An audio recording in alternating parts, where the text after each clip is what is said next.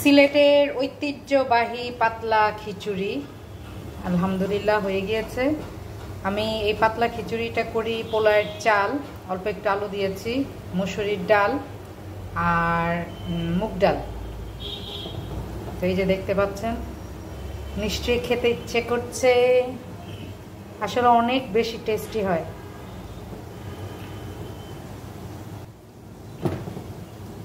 এটা খেলে স্বাস্থ্যের জন্য কিন্তু অনেক ভালো, কারণ মানে ইফতার করার পরই ভারী কোনো কিছু খাওয়া থেকে এটা খেলে হজমটা সুন্দর মতো হয়।